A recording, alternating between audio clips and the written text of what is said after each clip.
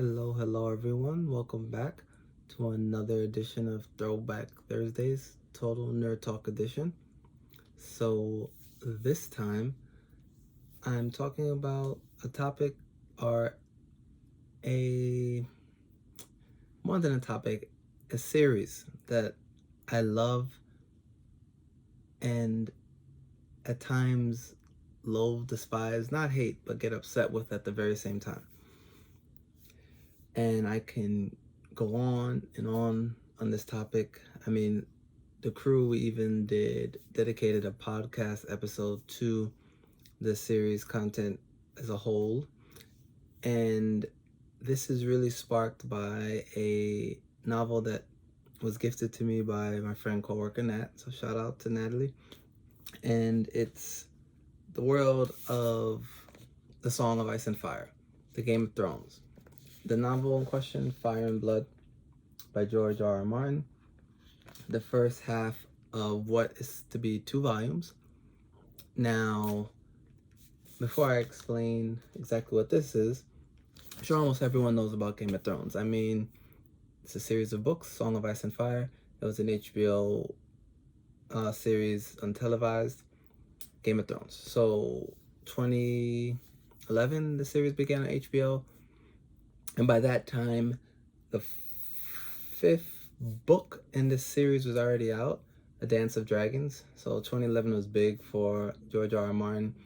But the Song of Ice and Fire books began in 1996, just to put that out there. Give you some backstory, right? For a while, he was releasing a book every 2 years, then started jumping to maybe every 5 years, like you had in 2000, then in 2005, then in 2011, The Dance of Dragons, the last book, came out. Now, I've read all of the books, love, adore them all. They are written in chapters by viewpoint of key characters. And he did something really funky with the third and fourth book where it was kind of not really just in chronology, but geographically. Whereas the events in those 2 books, a lot of them happened simultaneously, but the characters were kind of split based on where they were in the world. Really trippy, but really awesome. Now, I watched the first season of this HBO series and then started watching the second season and reading the books kind of in tandem. So I watched season 1, then went and read book 1 like super fast to catch up. Because I was in college, my buddies were like, some friends just put on Game of Thrones one day when I came by, having dinner, fell in love from like episode 1 or 2. So season 2 of the series, book 2 I read at the same time, and then I read books 3, 4, 5 before season 3 came out. And then from there, just watching the HBO series because there was no more book content. Remember I said 2011, the last book came out. The series started 2011, so 2012 is when I really did, like, my life was heavily Game of Thrones that year, like in college. So anywho, HBO series was great, critical acclaim up until the book content ended, in my humble opinion. Last 2 seasons just went far from left field, beyond. I mean, I'm sure you've heard from someone, if you haven't seen it yourself, how the series ended. And it finished off last year in 2019, and I had a lot of disappointment there. It hurt. I mean, as a core fan, I was devastated. I mean, 2019 was the year of a couple lasts for nerddom. I mean, Walking Dead comic ending, Game of Thrones HBO series ending, the Avengers Marvel Cinematic Universe ending. It was a rough year. And then we hop into 2020 and we're still here trying to ride this craziness out. So this was a very touching and adored gift. And I think I ranted enough, so back to the throwback portion of this, right? This is what's tying it to today for me, from everything of recent years, the history that I mentioned. I gotta add, there's a book George R. R. Martin did, A World of Ice and Fire. I really couldn't get through that one. It was just too much like history for me, written from the viewpoint of one of the I think it was one of the Meisters, like one of the historians in this world.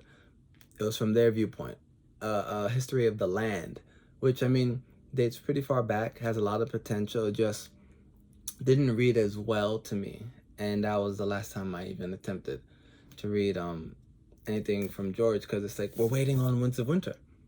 I mean, we're waiting on that second to last installment of the book, and then hopefully one day A Dream of Summer.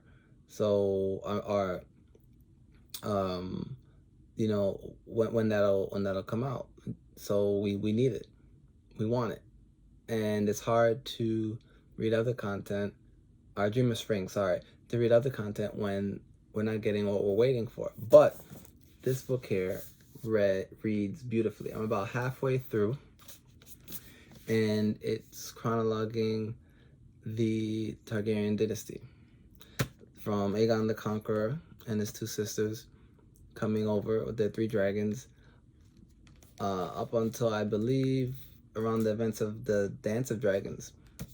And I'm not there yet. I've heard from that's about where it ends, and it has some pretty neat illustrations in here. I mean, from certain scenes.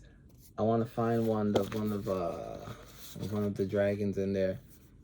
A lot of nice illustrations here, but what makes this beautiful, in my opinion, is the way it reads. Yes, it is a history book, but it reads more as you would expect a novel to read. It's just telling the story of the events, a lot of it based on like eyewitness accounts from, you know, septons or archmeisters or meisters, what have you. But it's just telling you of all the characters together, no viewpoint, and not just a droll history, but not key events. It's a detailed recollection of the reign of the Targaryen kings, from the Aegon's conquest, uniting the 7 kingdoms, you know, and I presume Volume 2 will continue it up until the Mad King, the end, which leads into the events of Game of Thrones, A Song of Ice and Fire as we know it. Now, the book is great. I'm loving it. It's reminding me of why I fell in love with this series in the first place, why George R. R. Martin is a great author, in my humble opinion. Just his mind works in a fascinating way, connecting all of these things to even make times of peace. Like there's of course times of war and fight and dragons, and who doesn't love reading about that? But even the segment I'm in, A Time of Peace, in this book, it's like the storytelling that he comes up with, it's just incredible. It's gripping. It's real Game of Thrones-esque. The game, it's the character development. You love it. You want to hear and read more about it. And perhaps this year more than any other, this was a very welcome gift and opportunity to just lose my imagination and dive into, you know, a world that I love and adore. And I'm glad I received it, and I hope it can be that for many of you out there that are looking for something to read and are big fans of Game of Thrones, as I am. Maybe you're not a big reader, but you want something to help pass the time. I mean, because winter is coming. So why not have a nice book to cuddle up to before bed or during these cold days ahead, right? So in closing, I just really hope we get the remaining books. I don't know when we can expect volume 2 of this, because, I mean, the author's 72, guys. I mean, I hope he has, I hope his reign is long and he could continue to write and give us literature into a long and healthy life. But Winds of Winter, the next installment, has been in the works forever, it feels like. Remember I said the last book was 2011, 2020. 2021's around the corner. I really hope we get it in 2021, and that he has laid out the final installment and then the second part of A Fire and Blood, because I'm hooked again, and now my emotions are going, and I don't want to be let down. Not the way they did with HBO. We shall never speak of it again. So, anywho, Game of Thrones, I love it. Read a little bit. Thanks for listening. Later.